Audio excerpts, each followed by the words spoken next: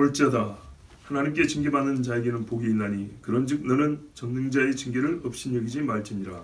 하나님은 아프게 하시다가 싸매시며 상하게 하시다가 그의 손으로 고치시나니 6가지 환난에서 너를 구원하시며 7가지 환난이라도 그 재앙이 내게 미치지 않게 하시며 기근 때 죽음에서 전쟁 때 칼의 위험에서 너를 구원하실 터인즉 내가 혀의 채찍을 피하여 숨을 수가 있고 멸망이 올 때도 두려워하지 아니할 것이라. 너는 멸망과 기근을 비웃으며 들짐승을 두려워하지 말라. 들에 있는 돌이 너와 언약을 맺겠고 들짐승이 너와 화목하게 살 것이니라. 내가 내 장막의 평안함을 알고 내 우리를 살펴도 잃을 것이 없을 것이며 내 자손이 많아지며 내 후손이 땅의 풀과 같이 될 줄을 내가 알 것이라. 내가 정수하다가 무덤에 이르리니 마치 곡식단을 제때 끌어올림 같으니라. 볼지어다 우리가 여호와 바가 이와 같으니 너는 들어보라. 그러면 내가 알리라. 아멘. 자, 엘리바스가 욥에게 여러 가지 훈계를 하고 있습니다. 형님이기도 하고 친구이기도 하고 또 하나님의 사람으로서 지금까지 주신 하나님의 지혜와 지식을 따라서 어떻게 하면 욥을 도울 수 있을까? 돕는다는 게 크게 두 가지입니다. 하나는 그가 하나님보다 의롭다 했기 때문에 이 잘못된 것을 꾸짖어서 고쳐야 되고, 두 번째는 이 어려움을 이길 수 있도록. 자, 오늘 17절 이하에는 이 두 가지 중에 어디에 초점이 좀 맞춰져 있냐면 이 어려움을 이길 수 있는 훈계, 교훈을 주고 있습니다. 그런데 지금부터 이제 투자를 잘하면 돼 이런 말이 아닙니다. 그런 게 아니고 여전히 중요한 건 하나님과의 관계입니다. 그렇죠? 하나님과의 관계라는 말을 우리가 굉장히 막연하고 추상적으로 쓸 수 있는데 성경에는 사실은 하나님과의 관계라는 우리식의 그런 표현은 없어요.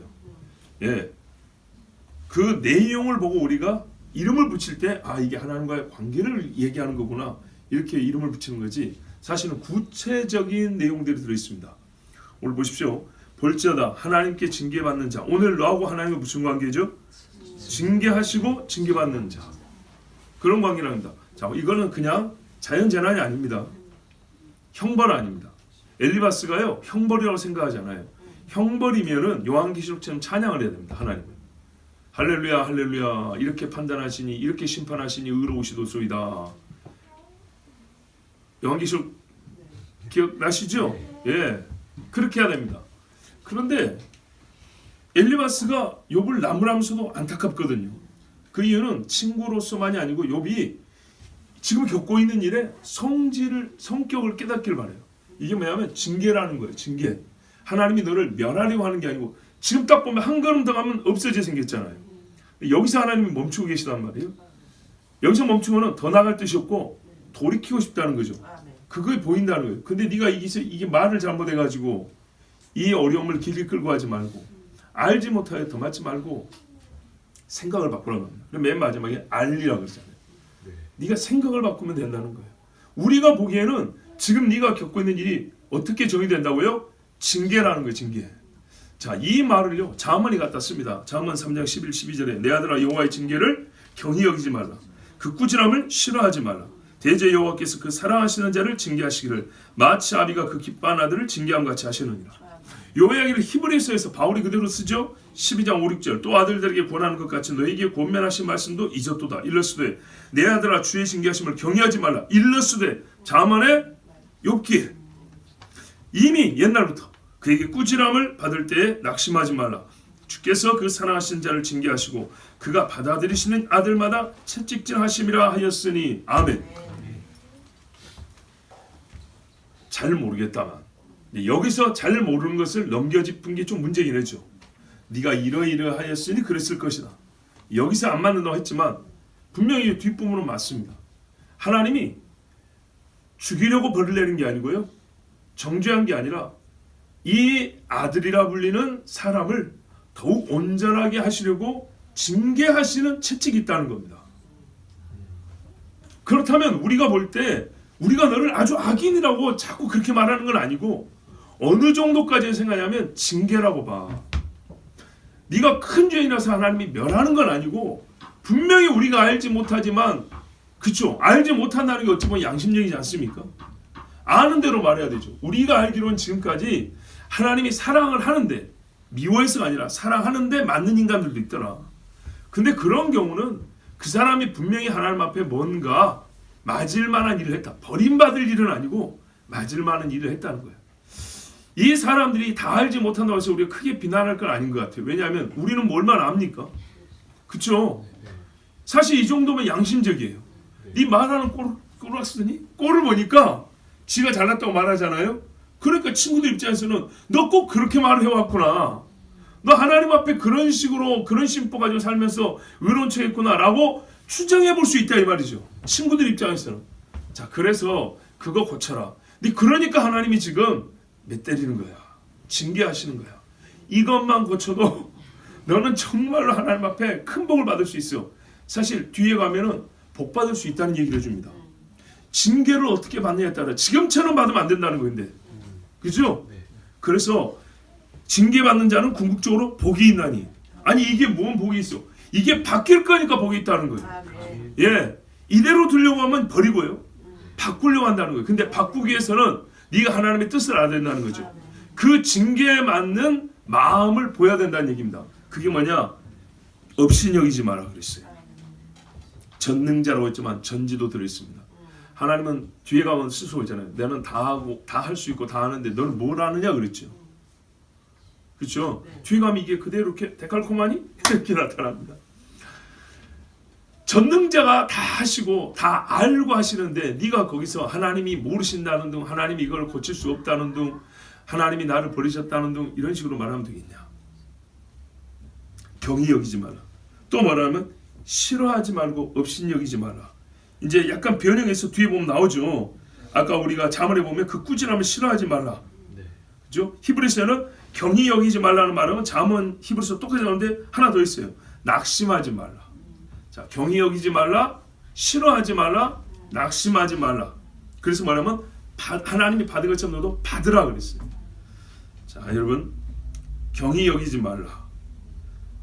뭐 이 정도마저도 뭐 내가 다 해결할 수 있고 이런 식으로 생각하면 안 됩니다. 또 하나님이 생각의 부족에서 날 이렇게 때리지 사실 내가 맞을 일이 없는 사람인데 하나님께서 판단을 잘못하셨어. 이런 식으로 생각하면 안 된다는 거예요. 하나님이 나를 싫어하시는가 보다. 이제 나도 하나님을 싫어하면 되겠네. 그런 식으로 생각하지 말라는 거예요. 하나님이 지금 이렇게 징계하는 게 뭐가 유익이 있지? 나 지금까지 잘해왔는데 괜히 때려고 사람 힘들게만 한 번이지. 나 잘해왔는데 이렇게 생각하면 곤란하다는 거예요. 또 이제 이렇게까지 하나님이 때렸으니 내가 재기할 가능성은 없고 나이도 많고 이런 것도 많은데 나는 이제 빌어먹겠구나. 나는 죽겠구나. 살 소망이 어디 있는가? 이렇게 낙심하지 말라 그랬어요. 히브리서는 뭐라고 말했냐면요. 우리의 인간의 성질을 알기 때문에 정말 솔직하게 말해줍니다. 징계가 당시에는 즐거워 보이지 아니하나. 그렇죠? 징계가 즐거운 사람이 어디 있어요? 지금 엘리바스도 너 지금 웃어야 되는데 왜 안 웃냐고 말하는 게 아니에요. 지금 이 눈물이 하나님이 무슨 뜻을 갖고 흘리게 한지를 알기를 바래인 것이지 지금 너 왜 웃지 않니? 믿음이 없구나? 안 웃는 거 보니까. 그럼 되겠어요? 자식이 죽었는데 웃을 애비가 어디 있어요? 이거는 아비가 아닌 거죠. 자, 그래서 욥에게는 여러분 지금 징계이기 때문에 뭐가 필요하면요. 위로와 더불어서 징계인 것을 알고 깨닫기를 위하여 오늘같이 일종의 교훈이 필요합니다. 다시 말하지만 성경에서 하나님이 심판을 내릴 때는요. 내가 죽지 않았다면 감사가 먼저 나와야 되고요. 하나님이 영원한 심판을 내릴 때는요. 영원의 끝이잖아요. 그 끝에는 우리가 할 건 찬송밖에 없습니다. 그런데 징계이기 때문에 이 욥이 더 성숙하고 하나님의 마음에 합한 생각을 가질 수 있도록 이렇게 가르쳐 주는 것이 중요합니다. 다만 여러분 죄인을 볼 때도 온유한 심정으로 바로 잡으라 그랬어요. 아주 냉소적이거나 내가 이참에 네 위에서 이렇게 서 있고 너는 내 아래다는 이런 식으로 곤란합니다. 하나님과 그 사람의 관계가 상하지 내가 다른 사람이 힘들 틈을 타가지고 몇 계단 위에 올라가서 이렇게 내다보는 식으로 그러면 이런 교훈이라든지 위로의 말이 들려지지 않습니다. 자, 디모데 후서의 4장 이런 말씀 있죠. 말씀을 전파하라. 때를 얻든지 못 얻든지가 있어요. 근데 이게 이제 전도할 때도 쓰이는데요. 사실은 때라는 말이 꼭 전도의 때라고 한정 지을 필요는 없습니다. 가르칠 때도 마찬가지입니다. 자녀를 가르칠 때도 1살 때든지 20살 때든지 때를 못 얻었다고 생각해요. 이제 뭐 다 컸는데 뭐 부모 말 듣겠어 이러지 말고 여전히 가르치라는 겁니다. 아, 좋을 때 하든지 힘들 때 듣겠어? 아니, 때를 얻든지 못 얻든지. 지금 자식이 다 죽었는데 지금 뭘 들으라고 한다고요? 지금이 바로 이 사람이 징계에 대하여 들을 수 있는 최고의 때란 말이죠. 부활에 대한 이야기가 언제 잘 들린다고요? 상가에서 제일 잘 들린다고요. 상가에서. 믿음이 있는 집에 가. 믿음이 없는 집은 속으로 하고 있고, 믿음이 있는 집은요, 솔직히 부활절보다 장례식 때 부활 말씀이 훨씬 잘 듣는다니까요. 현실과 말씀이 딱 맞아떨어지잖아요. 그렇기 때문에 징계에 관한 교훈을 줄 때가 언제냐면 징계받고 있을 때입니다. 그런데 위로만 생각하면은 이 사람이 들을 때를 놓쳐버립니다. 그럼 어떻게 하냐? 징계받을 때 자기가 경험하는 바에 대하여 자기식의 정의와 해석을 하고 끝내버립니다. 그 나중에 하려고 하면요, 그건 그야말로 뒷북이 되는 겁니다. 징계를 경험하고 있을 때 가르쳐줘야 됩니다. 다만 어떻게 가르치라고요?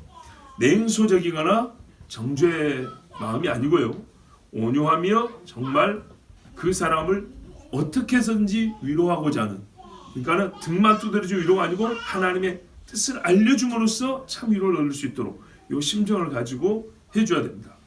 자, 그래서 하나님이 징계하셨다는 분명 행위자가 하나님이라고 정확히 말해주죠. 이 말은 무슨 말이냐면요, 우연이 아니라는 얘기입니다. 우리 사람들이 그런 말이에요. 재수가 없으려니까 이번에 그랬다. 우연히 그랬다고. 여러분, 예수 믿는 사람들은 절대 그런 말씀 안 됩니다. 내가 원인을 모를 때는 잘 모르겠다만 이러면 되는 거예요. 근데 우연해버리면 어떻게 하냐면요, 진짜 계획한 분, 뜻을 세운 분이 없다가 되어버립니다. 재수가 없다는 말은 뭐죠? 하나님은 내 삶에 전혀 관여하지 않는다. 나는 그냥 운에 의해서 살아가는 사람이다. 이건 완전 비신앙이고 반신앙적인 용어입니다. 쓰시면 안 됩니다. 예. 그런 일로 치부하지 말고 너를 위하여 너를 중심에 놓고 하나님이 지금 일하고 계시다는 걸 알아야 한다. 이런 말입니다. 자, 18절에 보세요. 하나님은 아프게 하신다. 싸매신다. 여러분, 옛날에 철학자들이요, 그 똑똑한 사람들이 얼마나 멍청한 짓을 했냐면 맛있는 거 많이 먹으려고 먹고 개우고 그랬어요. 그거 치우는 하인들은 진짜 역겨웠겠죠. 얼마나 할 일 없는 인간들인지, 그게 위에 얼마나 안 좋은지는 식도에도 안 좋다는 걸 몰랐을 거예요. 근데 눈앞에 보인 거 많이 먹고 맛본다고 먹고 개우고 또 먹고 개우고 또 먹고 이랬다니까요. 진짜로. 그래서 헛똑똑이라, 헛똑똑이. 마치 그것처럼 하나님이 싸매 보려고 한번 아프게 보고, 실습해 보려고, 고치는 거 실습해 보려고 한번 상하게 보고 그러신가요? 아니죠. 이게 그냥 말이 반대되는 말이 반복되는 걸로만 생각하면 아프게 하시다가의 의미를 우리가 이룰 수 있어요. 상하게 하시다의 하나님의 목적성을 이룰 수가 있어요. 그냥 아픈 때가 있으니까 곧 있으면 시간 지나면 또 싸매는 때가 있겠지, 이게 아니에요. 목적하는 바가 있기 때문에요. 여러분, 수술하라고 개복을 했으면 어떻게 해요? 자르든지, 그렇죠? 고치든지 쥐지든지 뭘 일을 끝내야 싸매는 거 아니에요. 그렇죠? 그런 것처럼 하나님이 찢을 때는 이유가 있어요. 상할 때는 목적이 있다고요. 그 상함은 죽이려는 상함이 아니라 더 안 좋은 상함을 제거하기 위한 상함이란 말이죠. 그렇죠? 여러분, 가만히 있는 사람 칼로 배찌르면 중상입니다. 고의에 따라서 살인미수 될 수 있습니다. 근데 의사한테 내가 찢으시오 하고 내줄 때는요, 분명히 여기 상처 이만큼 납니다. 이야, 여러분, 우리 복음성가 사역자 중에 유명한 박종호 장로님 아시죠? 그분이 간암이었잖아요. 간암? 간경화? 간암? 예, 하여튼 간에 큰 문제 생기고 이식을 받아야 됐었어요. 그런데 누가 이식해 준지 아세요? 예, 딸이요. 간을 너무 많이 잘라도 문제고 적게 봐야 소용없고 양이 있대요. 근데 이분 몸도 이래가지고 간이 많이 필요했대. 그래서 2사람 간을 받아야 될 정도였대요. 이게 맞아야 되잖아요. 그래서 여러분, 시집간 간 처녀 딸들이 아버지를 위해서 이식을 해주기로 했대요. 이 딸에서 띠내고 저 딸에서 띠내고 붙이려고. 이렇게 해줘야 될 정도. 근데 여러분 그럼 어떻게 되냐? 이 처녀의 이 여기 갈비 밑에 어느 정도 잘 모르지만 이 아랫 가슴 쪽에 흉터가 이렇게 나게 돼 있어요. 큽니다. 시집도 안 갔는데 아버지 입장에서 너무 미안. 근데 큰 딸인지 작은 딸인지 외국에 뭐 유학하고 있든지 와가지고 그 딸도 아버지 닮았는지 간이 커가지고 혼자 이식이 끝났대요. 예, 딸 둘인가 딸하고 아내인가 하여튼 그랬는데 아마 딸이었겠죠. 그래야 유전적으로 잘 맞죠. 그런 일이 있었다 그랬어요. 찢어야 돼요. 찢어야 잘라내고 붙이고 그리고 그 다음에 다시 꼬맵니다. 흉터가 큽니다. 여러분 이런 목적이 있어 처녀딸의 가슴에 칼자국을 내는 겁니다. 지네가 지나는 것처럼 이래야 됩니다. 이제 하나님이 재미로 그러실까요? 간 이식하는 정도의 목적만 갖고 그럴까요? 훨씬 더 큰 목적이 있습니다. 제일 중요한 게 뭐예요? 생명을 얻게 하려고. 간 이식도 사실 생명이죠. 여러분 생명을 이어가거나 얻게 하는데 아니면 우리가 몸을 찢을 일이 어디 있습니까? 그렇죠? 찢어야 살 정도의 병, 찢어야 옮겨 다시 생명을 전달받을 수 있는 그런 경우에 찢는 거 아닙니까? 어지간하면 안 찢죠. 그러니까요. 하나님이 생각 없이 그렇게 하시는 게 아니에요. 신명기 32장 39절 40절에 이제는 나하고 내가 그인 줄 알라. 나 외에는 신이 없도다.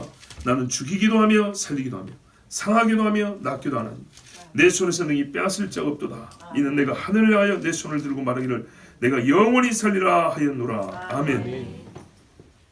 이런 하나님이 일 없이 찢겠냐고요. 아니라는 거죠. 욥도 그 정도 알아요. 욥이 알아요. 욥이 어떤 말을 했냐면 2장에 보면 무슨 말을 했냐면 내가 지금 당한 일은 내가 평시에 두려워하던 일이었다고 그랬어요. 이게 무슨 말이냐면 사실 전혀 모르는 바가 아니에요. 사람이 의롭게 살건 불의하게 살건 간에 예기치 못한 슬프고 고통스러운 일을 당한다는 것은 자기도 봐서 알아요. 그래서 혹시 나에게도 그런 일이 있을까요? 하나님 앞에 늘 엎드렸던 거예요. 그럼에도 불구하고 겪었다는 거죠. 그러니까 여기에 자기 생각으로 이해가 안 되니까 하나님 앞에 도전을 한 것인데, 자, 하나님은요 상하게 하고 아프게 해도 싸매고 고치신다. 아멘. 이 정도로 뭐냐면 이전의 아픔과 고통을 상쇄하기도 남을 정도의 기쁨과 완전함을 주신다는 얘기입니다. 예수님이 십자가에서 죽지 않으셨다면 우리가 얻을 수 있는 게 있습니까? 없지요. 예, 그 원리를 생각하시면 됩니다. 그래서 어떻게 하냐? 6가지 환난에서 너를 구원하시며 7가지 환난이라도 그 재앙이 내게 미치지 않게 하시며 이제 싸매고 고치시면 지금의 이 생각 정도를 뛰어넘는 신앙을 가지면 어떻게 되냐? 경히 여기지 않는다면, 여러분 17절에 다 걸려있는 거예요. 이 징계인데 이 징계를 네가 온전히 받는다면 어떤 일이 있을 것이냐? 앞으로는 또 다른 환난이 있더라도 하나님께서 그 환난을 막아주실 것이다 그랬어요. 왜냐? 지금의 너와 다른 너가 됐잖아. 그런 말입니다. 그죠? 이 징계를 받음으로 견디기만 한 게 아니고요. 징계에 대한 새로운 눈을 가지고 하나님의 징계를 감사할 줄 아는 이전과는 다른 조금 더 성숙한 사람이 됐어요. 하나님과도 관계가 깊어진 사람이 됐다고요. 그 사람에게 주시는 복이 있다 이 말입니다. 너희가 징계를 경히 여기지 받지 않으면 복이 있으리라 그랬죠.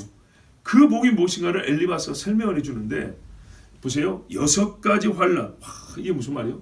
오늘 있잖아. 네가 징계를 경히 여기지 않으면 앞으로 환난을 당하지 않을 거야 라는 말이 아니에요. 계속 있을 거다. 거짓말 안 해요.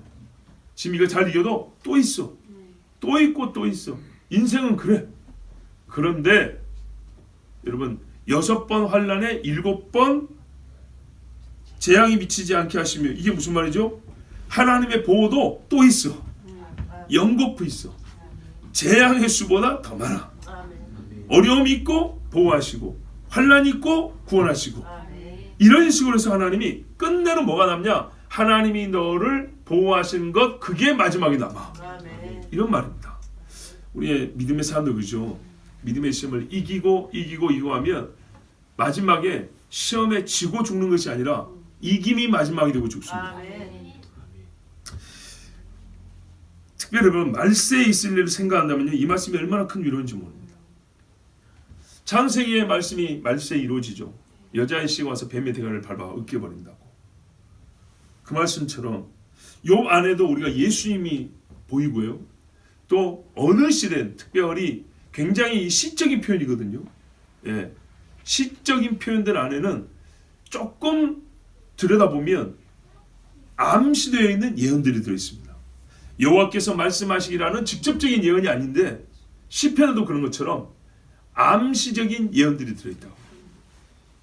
여러분 6이라는 것과 7이라는 것은 아주 오래전부터 의미 있게 쓰였다는 알 수 있습니다. 이거를 4라고 해도 되고 5라고 해도 되고요. 그죠? 7이라고 8도 해도 되는데 성경에는 꼭 이런 경우에 6을 앞에 쓰고 7을 뒤에 쓴다고요. 그렇죠? 그리고 새 것을 할 때는 8이 나온다고요. 이렇게 나옵니다. 그래서 7로 완성이 되고 8로 새 날이 시작됩니다. 이건 하나님이 처음에 우리에게 가르쳐 주신 하나님의 때를 알려주는 도구로서 숫자를 그렇게 하나님이 쓰기로 정하신 겁니다. 그렇게 해서 그렇게 쓰셨어요. 절기들 봐보세요. 다 이렇게 쓰는데 그러면 이게 우리가 마지막 때에 생각해보면 뭐가 보입니까 여러분? 장차 다니엘 9장 27절을 보면 이 적그리스도가 마지막 한 일에 7일에 중에 마지막 한 일에 언약을 세워가지고 그때 언약을 깨고 많은 믿음의 사람들을 죽인다고 그랬어요. 6가지 환란이 있고 7가지에도 하나님이 어떻게 한다고요? 너를 재앙이 너에게 미치지 않게 지키시라고 그랬어요. 참 생각해보면 요즘 같은 시대에 죽이기로 작정한 권력자가 있다면 숨을 데도 없고 도망갈 데도 없고요. 견뎌낼 방법이나 재간이 없습니다. 니나 나나 똑같이 달리기 할 때는 달리기 좀 잘하면 도망갈 수 있죠. 근데 우리에게는 기능이 없어서 차를 못 타고 달려야 되는데 뒤에서는 차를 타고 쫓아옵니다. 우리는 땅을 짚고 달리는데 위에서 하늘에서 이렇게 비행기나 헬리콥터나 드론 같은 거 쫓으면 어떻게 하죠? 여러분 우크라이나 러시아 전쟁하는 거 보셨죠?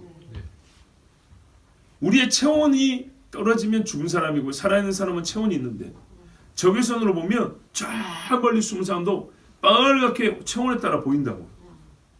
어떻게 하죠? 믿지 않는 자는 표식이 있고요. 믿는 자는 표식이 없어서 그 표식이 내는 주파수가 있어서 있는 자와 없는 자를 싹 가려가지고 너 이렇게 찍어버리면 어떻게 하죠? 정말 가만 생각하면 요즘 같은 세대에 도망갈 데가 없어요. 아파트 1층에서부터 총 들고 올라오면 10층 사는 사람 어떻게 할까요? 아파트 정문에 군인들 트럭 세워놓고 지키고 있고 각 호마다 동마다 총 들고 2명씩 올라오면 10명씩 올라오면요. 도망갈 수 있습니까? 도망갈 수 없습니다. 불가능합니다. 그런데 말입니다. 놀랍게도 하나님이 뭐랬어요? 그 재앙이 내게 미치지 않게 하시면 주님이 오실 때 남은 자가 있답니다. 도대체 어떻게 남기실지 난 기대가 되면서 정말 사람 힘으로는 아무것도 할 수 없습니다. 라고 인정합니다. 지금 욥의 상황도요. 엘리바스의 말을 고깝게 들으면 니는 편하니까 말을 쉽게 하지. 여기서 뭐가 좋아진다는 얘기냐. 내 몸만 하더라도 코끼리 껍데기 것처럼 이렇게 굳어가지고 몸이 이만하게 두꺼워지고 껍질 두꺼워지고 막 긁고 가렵고 진물나고 문둥병자보다 더 험하게 썩어가고 있는데 여기에 무슨 하나님이 싸매시며 그러니까 뭐랬어요? 잘 들으라 그랬죠. 경히 여기거나 싫어하지 말고 지금 잘 들으면 나아진다는데 이게 그러니까 굉장한 믿음이 필요합니다. 마지막 때 여러분 하나님께서 지키신다는 걸 믿으시기 바랍니다. 분명히 남은 자가 있다 했어요. 20절 보세요. 그것만 있네. 기근 때 굶어야 돼요. 이제 전쟁 때 진짜 농담이 아니라 저 교회 앞문에 총 든 사람 한 사람만 있어도 살겠습니까? 아니 칼 든 사람 한 명만 있어도 내가 먼저 칼 맞으라고 내가 길을 뚫게 하고 나갈 사람 있습니까? 없지요. 무서운 이야기입니다. 그런데 어떻게 살려준단 말이에요. 다윗을 보세요. 600명이 따라오는데 먹을 게 없었어요. 장정만 600명. 한 끼 굶어도 배가 고픈데 두 끼, 세 끼 어떻게 견디겠어요? 하나님이 광야에서 먹을 것을 주셨어요. 전쟁 때 칼에 위협해서 다윗은요 칼에 찔러도 안 죽는 살을 갖고 있나요? 그렇지 않습니다. 하나님이 지켜주신 거예요. 너를 구원하실 터인즉, 여러분 기근과 칼에서 살려주면 사실 우리는 인생에 있어서 가장 위험한 것들에서 보호받는다는 말입니다. 그죠? 먹는 것과 사람을 살해할 무기에서 보호받는다. 엘리야와 엘리사도 보세요. 둘 다 어려운 기근의 때를 지냈어요. 둘 다 칼로 죽임을 당할 위험도 있었어요. 근데 하나님이 지켜주신 거 보세요. 시편 33편 18절 이하에 여호와는 그를 경외하는 자고 그의 인자하심을 바라는 자를 살피사 그들의 영혼을 사망에서 건지시며 그들이 굶주릴 때에 그들을 살리시는도다. 우리 영혼이 여호와를 바라며 그는 우리의 도움과 방패시로다.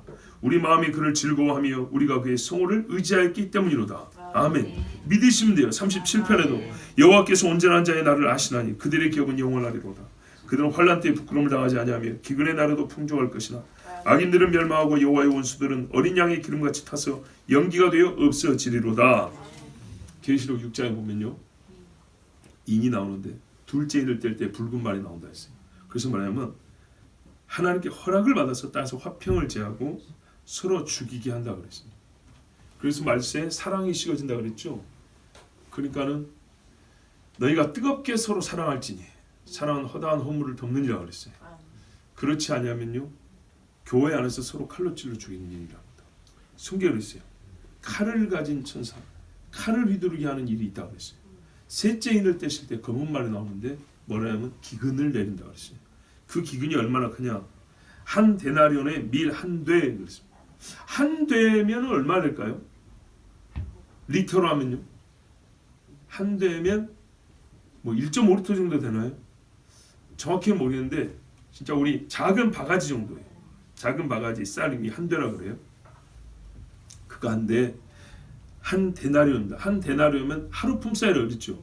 그럼 오늘날로 그냥 대강 환산해도 오늘날 하루 품삯이 뭐 임금이 많이 올라서 20만 원을 하자고요.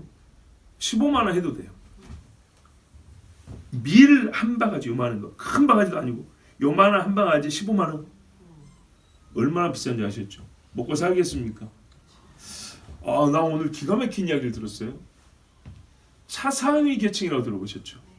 예, 굉장히 어렵게 사는 사람을 차상위라고 그래요. 그런데 우리나라에서 이 차상위의 혜택을 받을 수 있는 사람이 얼마나 많은지 3인 가족 기준으로 한 달 수입이 얼마 이하면 차상위라고 봐주는지 아세요? 제가 보기에는 우리 중에 차상위에 있을 법한데, 차상위 되면 지금 혜택 받는 게 엄청 많습니다. 지금도 굉장히 많아요. 왜냐하면 저희 작은 아버지가 눈이 거의 실명이 되고 당뇨가 있고 부양 가족이, 그러니까 본인을 부양해줄 사람이 없기 때문에 차상위로 들어가 있거든요. 3인 가족 기준으로 해서 502만 원을 못 벌면 차상위랍니다. 502만 원. 502만 원 못 벌면, 501만 원 벌면 차상인데 500만 원이면 3인 못 삽니까? 500만 원 3인 못 살까요? 굉장하죠? 아, 나는 또 한 100몇십만 원 정도인 줄 알았어요.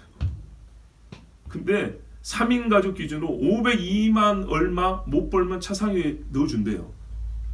우리나라 돈 엄청 많은가 봐요. 이야, 몰랐죠 여러분? 2인 가족이면 300 얼마인가 그래요. 300 얼마면 둘이 못 살까요? 살만하죠. 그럼 5인이면 얼마란 얘기야?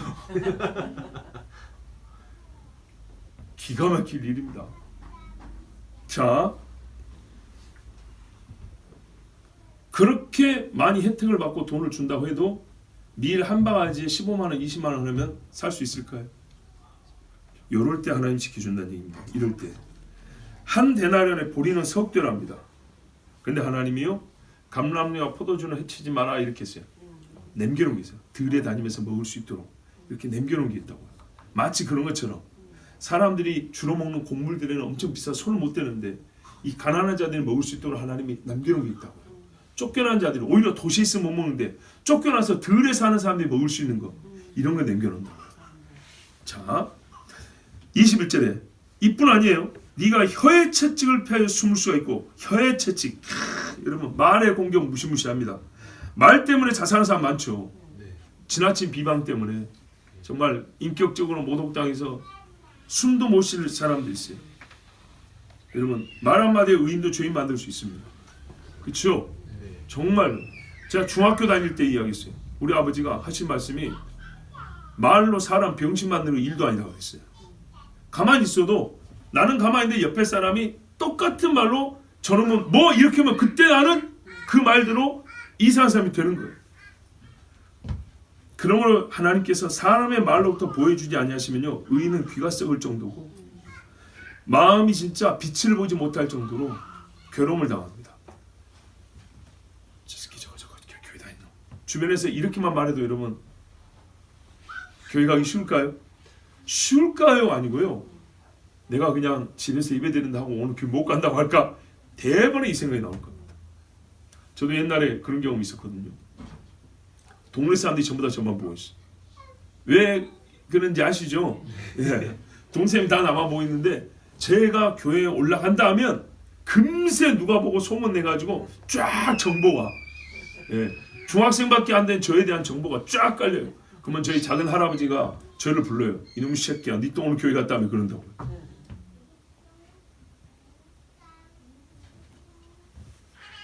악인의 양심도 자극을 합니다. 의인을 욕하려고 할 때 괜히 그 중에 몇 사람을 자극받아서 입을 다물게 하고 또 두렵게 만듭니다. 그 자기들끼리 서로 찌르는 말을 또 하기 위해서 의인에 대한 비난이 무산되게 악한 계획을 무너뜨립니다. 그뿐 아니라 하나님이 의인의 억울함을 풀어줍니다. 예를 들면 성경에 아주 참 대표적인 사건이 하나 있는데 사울 집안에 장군 아브넬이 있었어요. 다윗 집안에 장군 요압이 있었어요. 두 집안이 싸우는데 아브넬이 가만히 생각해 보니까 사울 집은 이제 끝났어요. 다윗에게 내가 가서 좀 낮춰야 나도 살고 살 뿐만 아니라 직위도 좀 유지하겠다 해가지고 아브넬이 다윗에게 몰래 왔어요. 그래서 왕이시여 사실 하나님께서 이스라엘을 왕이 준 줄 압니다. 제가 어떻게 하면 되겠습니까? 이렇게 했어요. 그러니까 다윗이 네 말이 진정이면 내 부인 거기 미갈 있죠. 데리고 오고 그리고 이렇게 하라 그랬어요. 알겠습니다 하고 이제 둘이 약속을 하고 아브넬이 나왔는데 요압이 중간에 그걸 알았어요. 어디 갔다 와가지고 다윗이 아브넬을 죽이지 않고 그냥 보냈다는 말에 화가 났어요. 그래서 다윗에게 보고 안 하고 쫓아갔죠. 쫓아가지고 어떻게 했습니까? 좋게 말했어요. 형님 이렇게 불렀다고요. 옛날에는 그랬거든. 형님 무슨 아브넬이 나이도 많고 하니까. 아브넬은 말하자면 누구 집안 사울 집안의 사울 사촌 정도 된다고 봐야 될까. 그래요. 요압은 다윗의 사촌이나 조카뻘 정도 돼요. 족보가 정확하지 않아요. 수르야가 누인지 고모인지 정확하지 않아가지고 하여튼 나이 차이 좀 나죠. 그러니까는 그래 불렀어요.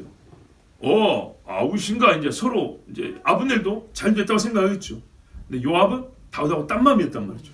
그래가지고 형님 뭐 인사 한 차 하다가 칼을 빼고 찔러 죽여버렸어요. 다윗이 화친을 맺은 사람인데 요압이 찔러 죽여버렸어요. 그래서 사람들 어떻게 생각하냐면 요압이 다윗의 오른팔인데 다윗이 화친한 척 아브넬을 속이고 뒤로는 요압 보내가지고 암살해버린 거지. 야 다윗 그 사람 그렇게 안 봤는데 야 우리도 잘못 죽겠다 하면서 소문이 아주 흉흉하게 났어요. 그렇게 했죠. 요압이 입 다물어버리면 네가 한 거냐 다윗이 시킨 거냐. 말 안 하면 다윗이 시킨 줄 알죠. 그래서 다윗이 참 괴로웠어요. 그러면서 말하면 이 스루야의 아들들을 내가 제하기가 힘들다. 여호와께서 감찰하시길 원하노라 했어요. 그런다고 요압을 부르다가 네 뭐 한 거야 하면서 때리지도 못하고 감옥에도 못 넣고 죽이지도 못한 거예요. 왜? 요압이 너무 힘이 세고 따르는 군인들이 많으니까. 그러고 있었는데 이제 아브넬을 장례 치르는데 다윗이 울었어요. 진짜로 울어버렸어요.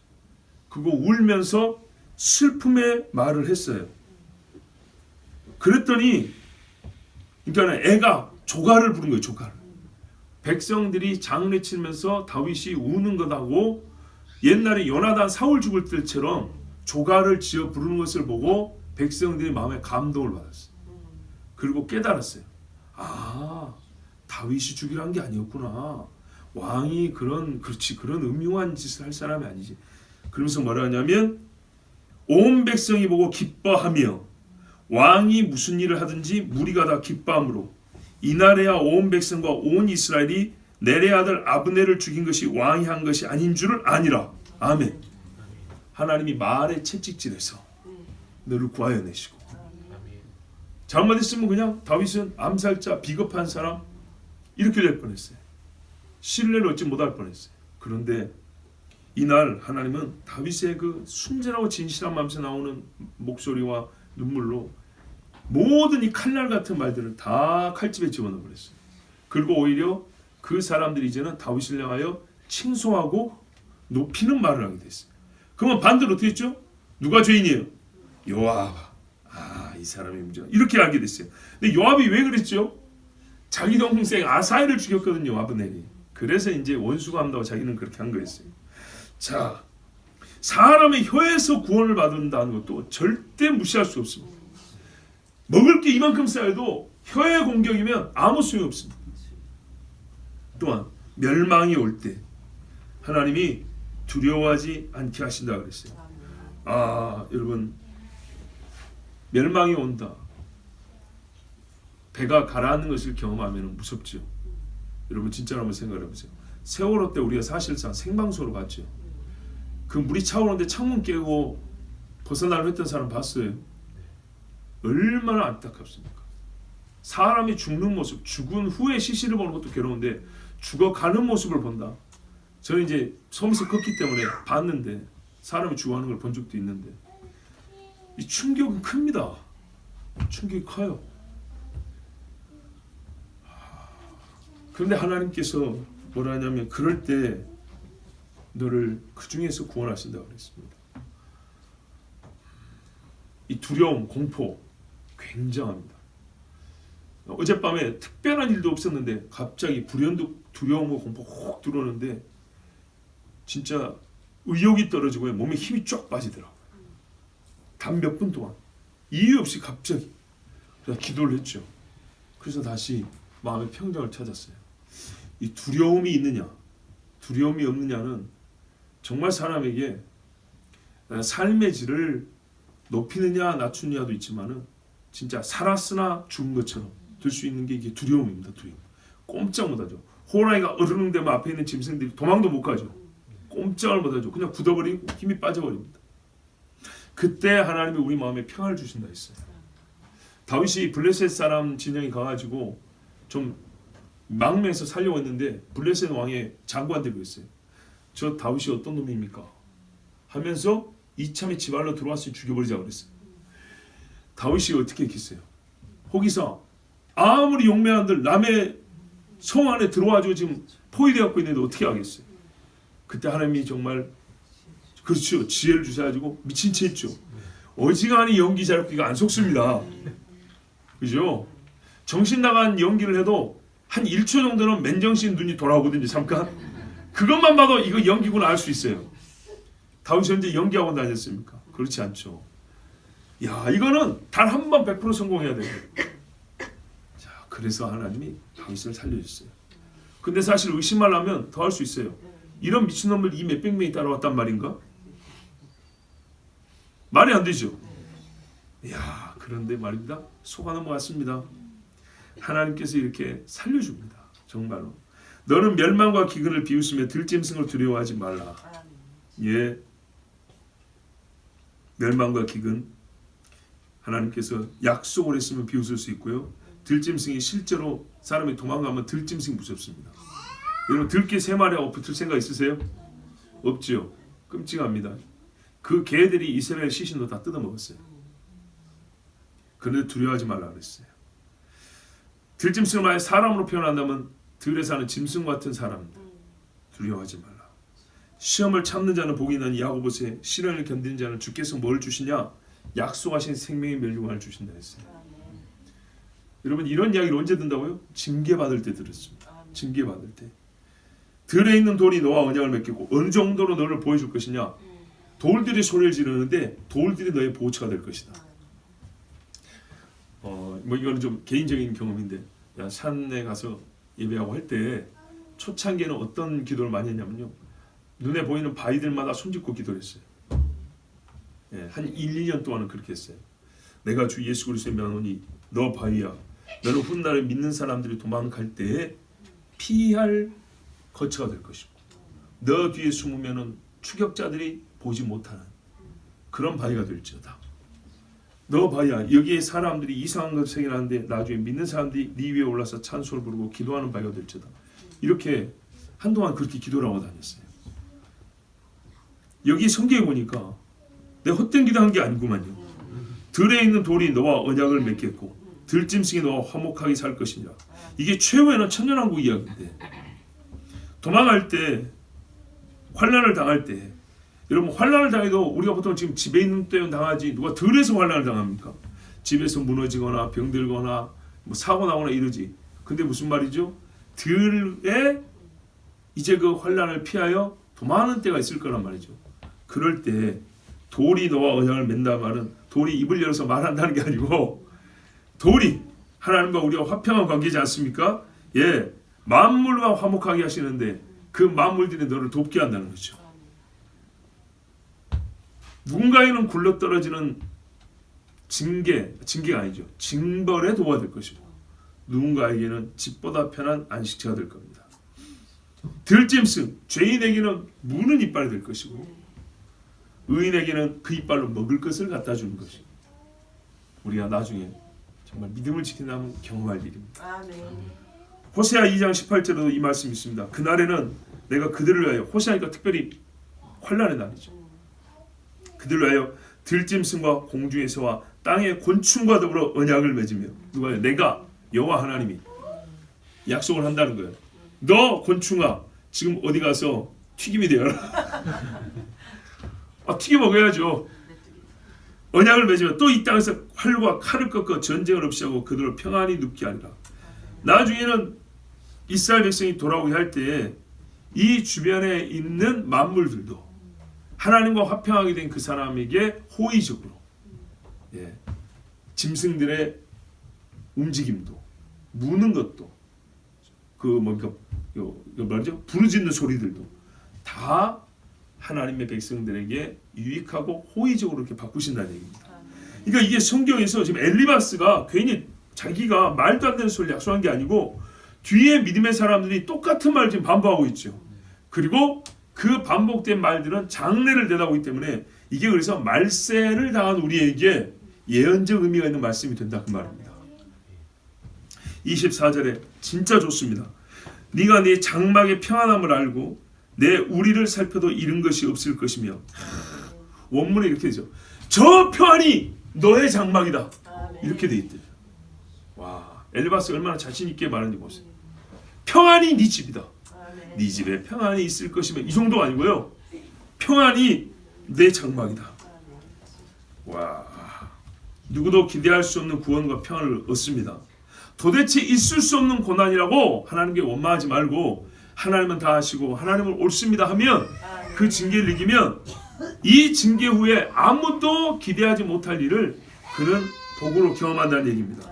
여러분 경건의 온기가 집을 채우고 죽음의 사자가 넘어가는 집이 될 것입니다. 네 우리를 살펴도 잃은 것이 없을 것입니다. 바로의 집과 애굽의 모든 집에는요 짐승 새끼 하나도 장 첫째 것들은 다 죽었어요. 근데 하나님이 마지막에 믿는 자에는 넘어가 주신다 했어요. 보호하신다. 네 자손이 많아지면 욥하고 그 부인하고 친해지겠습니까 지금? 하나님을 저주하고 죽어버리라고 남편이 죽기를 바랬어요. 가만 보니까 그죠? 아니 있는 그대로 보자고요. 근데 후손이 많아진다. 이거 굉장히 어려운 이야기인데 그렇게 된대요. 하나님을 기쁘시게 하면 원수도 친구가 된다 그랬어요. 근데 가장 친구 될 자가 부부가 아닙니까? 내 후손이 땅에 풀과 같이 비만 오면 풀을 얼마나 잘 자라던가요? 그죠? 꽃보다는 아름답지 않아도 사실 풀이 있는 초장도 굉장히 멋있습니다. 이게 좋은 쪽으로 했어야 됩니다. 잡초라고 꼭 그렇게 보시면 안 되고 좋은 쪽으로 해야 돼요. 내 자손이 많아지고 풀과 같이 번성해 간다. 야, 남들은 먹을 것도 없는데 너희 집에는 먹을 것도 있고 여러분 자식이 태어나면 먹을 게 있어야 될 거 아닙니까? 준다는 거예요. 그리고 그들이 먹을 것이 부족하지 않는다. 그 다음에 어떻게 해요?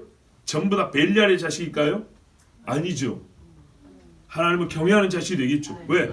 아버지가 자식을 낳을 수 없는 고난을 이겨내고 난 다음에 낳은 자식이잖아요. 정말 그렇게 되길 바랍니다. 지난 우리 여름 수련회 때 잠깐 왔다 갔던 그 집사님 부부 딸 둘이 데리고 왔던지 기억나시죠? 그때 임신 초기였죠.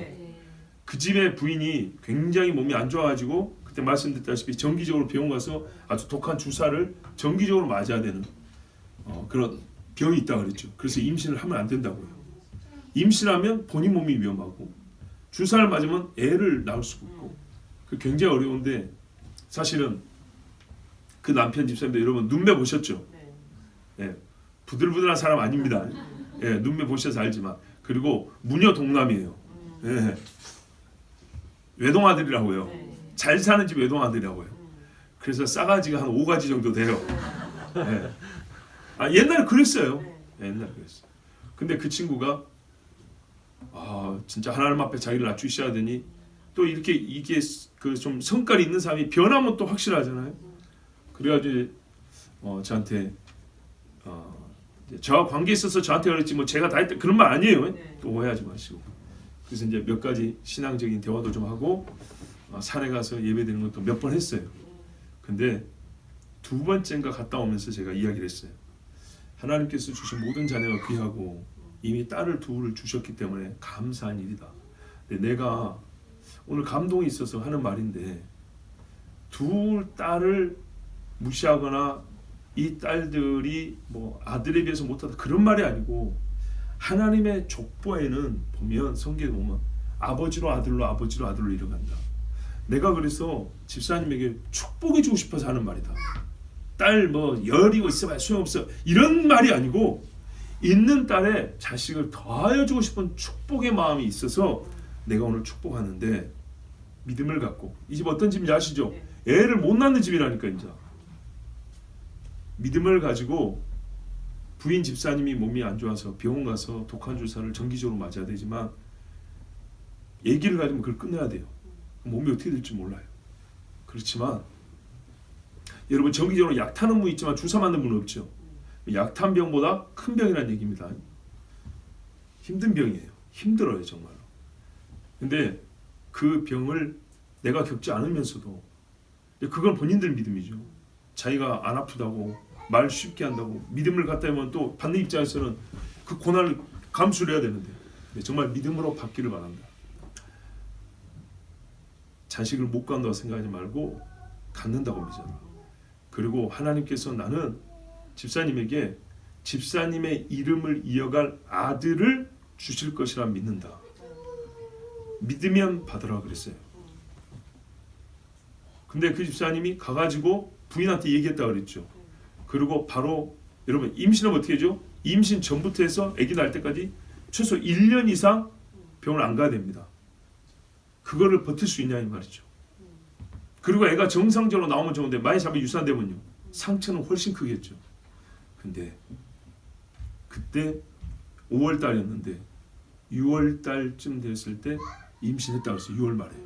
그리고 7월 말에 한참 입덧할 때 이제 우리 수련 같이 왔죠. 그리고요 중간에 위기가 있었어요. 애가 속에서 뭘 잘못 돌아는지 어쨌는지 위험하다 그랬어요. 그래서 기도해 달라고 또 전화가 왔어요. 기도합시다. 그래서 기도했어요. 하나님이 약속하고 감동을 주셔서 한 말이기 때문에 나는 하나님이 그 아들 줄 줄 믿는다. 그 중간에 성모열도 아들입니다 그랬어요. 그저께인가 건강히 출산했다고 연락이 왔습니다. 야 주여 얼마나 감사합니까.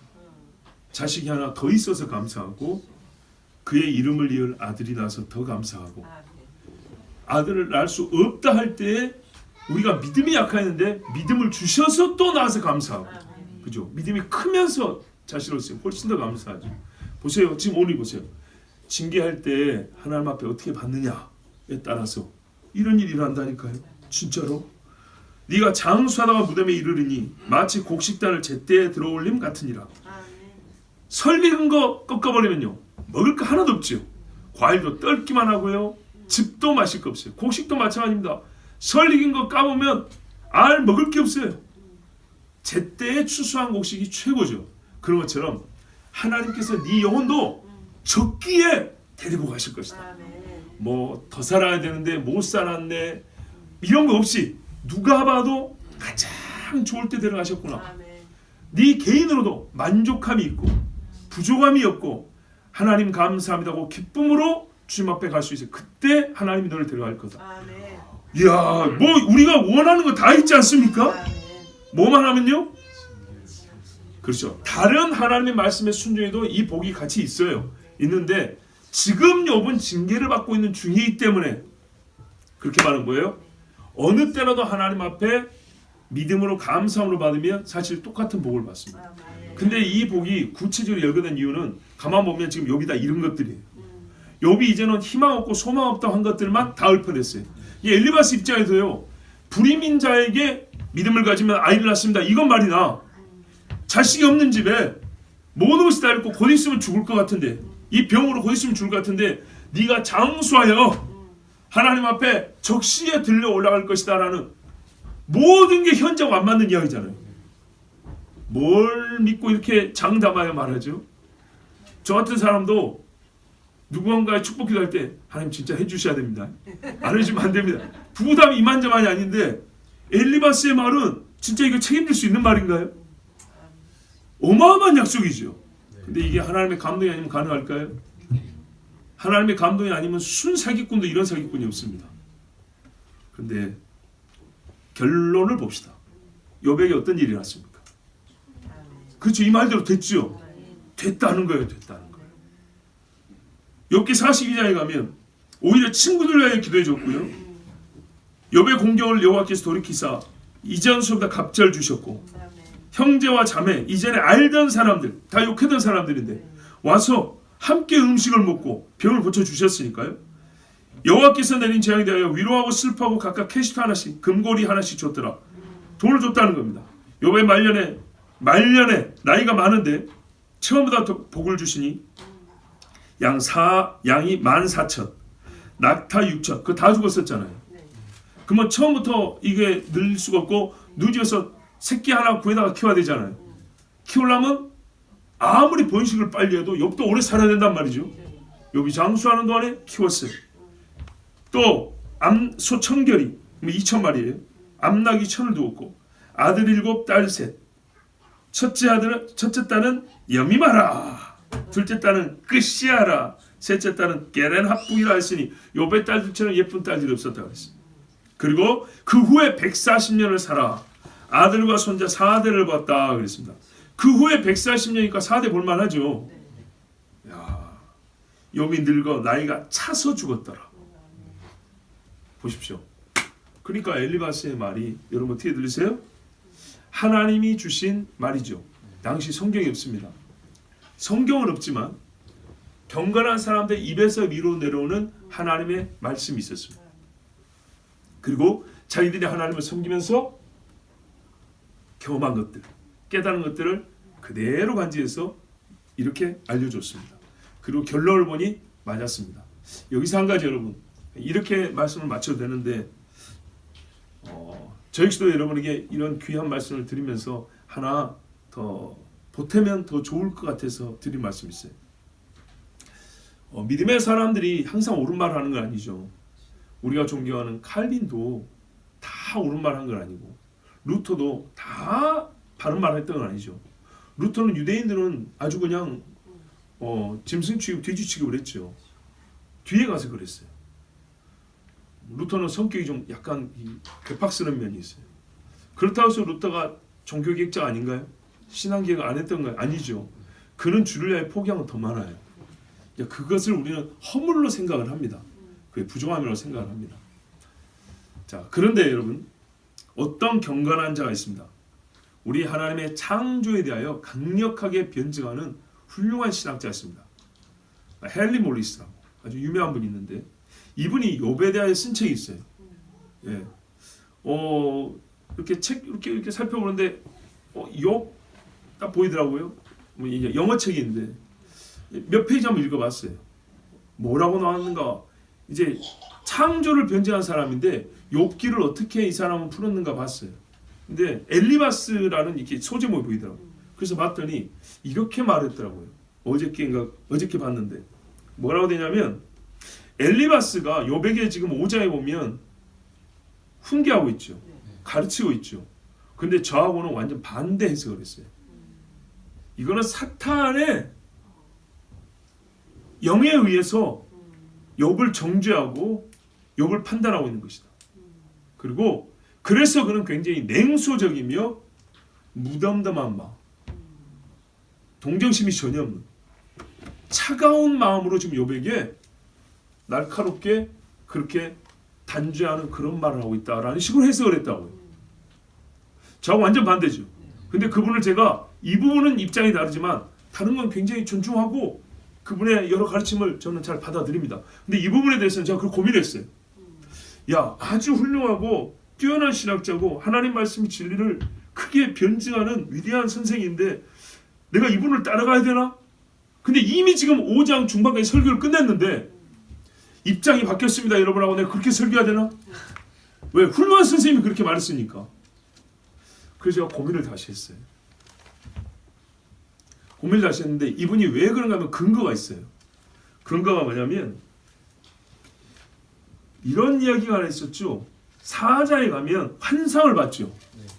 이 환상을 본 것이 뭐냐 하면 이게 천사가 아니고 하나님의 영이 아니고 어떤 영이 서 있었다 했는데 이 영이 마귀의 영이라고 해석을 한 거예요.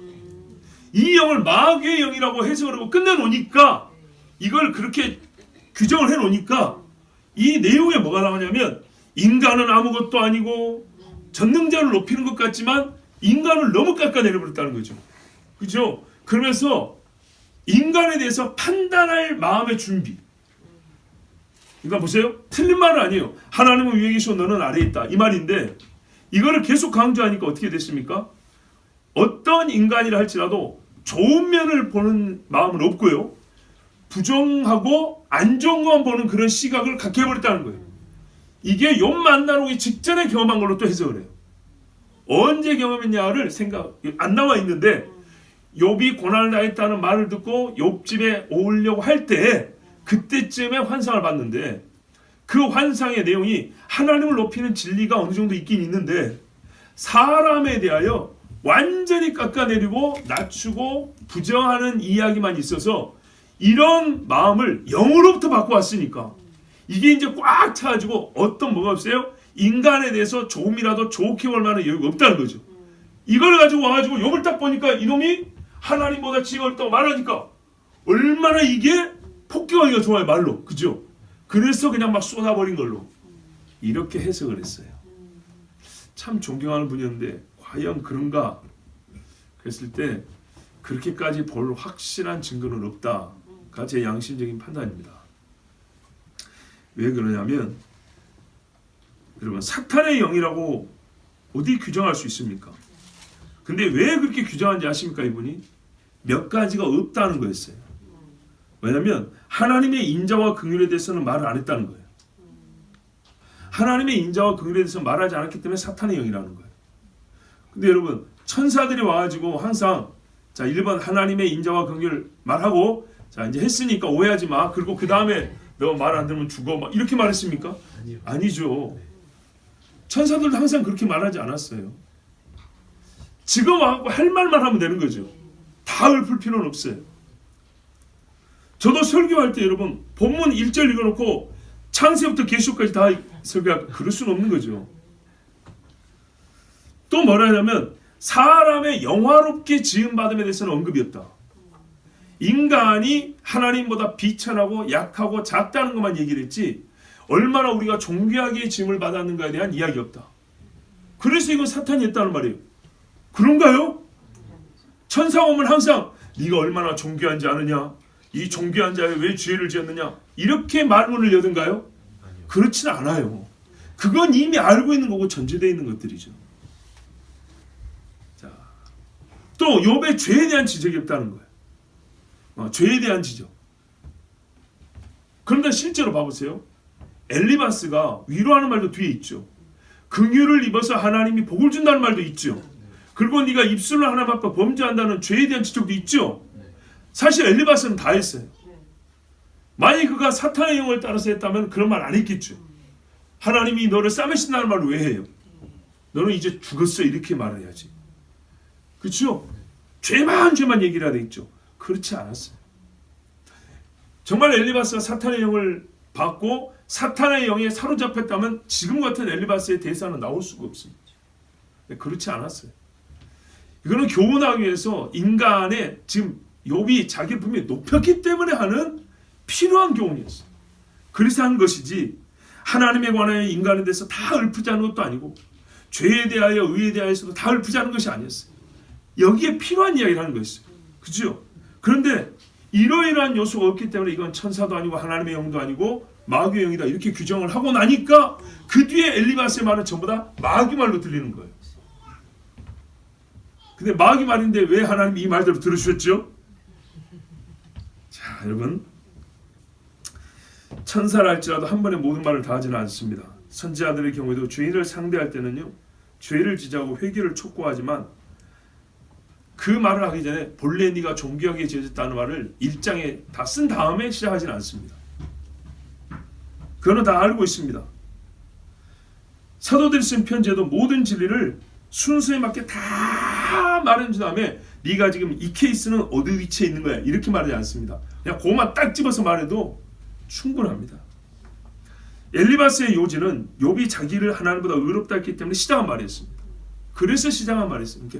그 주제에 맞는 이야기를 하면 되는 거 아니겠습니까? 그거를 이겨내면 여기서 네가 하나님 앞에 낮추고 징계를 바르게 받으면 어떻게 하나님이 너를 돌이킨다 복을 주신다 이 이야기를 하면 되는 거 아니겠습니까? 정죄와 냉소적인 분위기가 있더라도 그건 당연한 것입니다. 그럼 우리는 자기를 하나님보다 의롭다는 사람들을 보면서 어떤 마음으로 이야기를 하겠어요? 한편 화도 나고, 그렇죠? 한편 의심 저게 믿음이 있냐 없냐 이런 생각도 하겠죠. 그렇죠? 다윗도요 어떤 사람을 볼 때는 화가 났어요. 선지자들도 어떤 사람을 볼 때는 화가 났어요. 그런 어조가 좀 있다 하더라도 그것 때문에 엘리바스가 본 환상이 사탄의 것이라 단정짓게 하지는 않습니다. 그럴 수 있다 할지라도 근데 단정을 해버리면 그 훌륭한 선생님처럼 엘리바스의 이후의 말은 전부 다 사탄의 말로 들려버린다니까. 그리고 우리의 연구한 바가 이와 같다 그랬죠. 소발과 빌닷도 엘리바스를 따라서 계속 사단의 말로 욥을 정죄하게 되어버린다고. 근데 이게 하나님의 판단은 어떻게 다르냐? 하나님이 뒤에 가면요, 너희는 미혹된 자들, 너희는 나에 대해 거짓말했다. 거짓 선지자들한테는 하나님이 이렇게 말씀했어요. 근데 이들에게는 욥보다 의롭지 못하다 이렇게 말씀했다고요. 사탄의 말이 있다면 그렇게 판단하지 않습니다. 그죠? 바리새인의 말은 하나님이 얼마나 정죄했어요. 근데 제자들이 부조한 것은 바리새인처럼 판단하지는 않아요. 그리고 이 엘리바스의 말을 잠언에서나 사도들이나 그대로 인용하여 받아 쓴 걸 보십시오. 그렇죠? 이 말이 옳기 때문에 받아 쓴 겁니다. 그렇기 때문에 너무 지나치게 귀신을 보고 귀신의 가르침을 받았다 이러면 곤란합니다. 여러분, 귀신의 가르침에도 진리가 일부 섞여 있을 수 있습니다. 진리를 말하는 자도 오류가 있을 수 있습니다. 그러나 전체적으로 하나님이 인정한 경건한 사람들이 전체적으로 성경과 일관성 있게 교훈을 주었다면 그것은 거짓말을 볼 것이 아니라 이 부분은 부족하다, 이 부분은 좀 잘못 생각했고 좀 틀린 면이 있다 이렇게 말하면 됩니다. 자, 볼지어다 우리가 연구한 바가 이와 같으니, 환상을 보고 이상을 보고 영의 체험으로만 말하는 게 아닙니다. 연구를 했다고 그랬어요. 그것까지 포함해서 선배들로부터 배운 지식, 경험, 그리고 환상, 또 나 생각만 아니고 우리 세 사람이 논의를 해본 결과가 이와 같다. 그러니까 엘리바스가 대표로 말했지만 네 정말 하나님께 징계받은 거니까 이렇게 하면 복을 받으리라 이렇게 말했습니다. 환상을 보지 않은 빌닷과 소발도 동의한 내용입니다. 그렇다면 우리가 연구한 바도 이 정도만 되면 참 괜찮다고 봅니다. 그리고 실제로 우리가 어떤 사람들을 그 어려움 중에 볼 때도 사실 비슷한 말을 할 겁니다.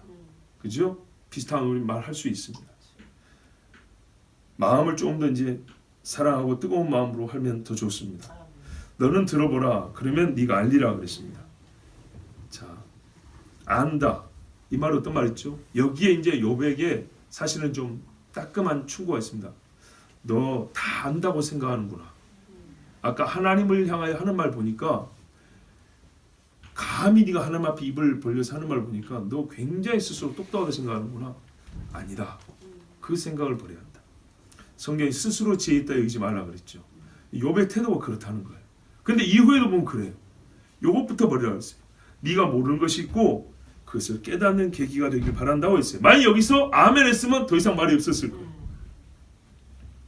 또 진리가 들렸다면 네가 알리라. 진리가 귀에 들렸다면 들을만 하네. 옳은 말 있네. 이러지 말고 나에 대한 진리로 받아들이라는 겁니다. 그래야 이 일의 결국이 너에게 일어나죠. 네, 여러분 우리가 내가 오늘 진리를 들었다 하고 나에 대한 진리구나는 조금 다릅니다. 내가 오늘 진리를 들었으면 나에 대한 진리, 하나님이 나에게 주시는 진리로 받음이 시작했습니다. 아멘. 그러면 우리가 징계의 날 정말 하나님이 주시는 징계를 달게 받고 그래서 환난의 날에는 구원을 받는 누구도 예상하지 못하는 그런 놀라운 구원까지 다 얻을 줄로 믿습니다. 아멘. 우리 잘 함께 기도하겠습니다.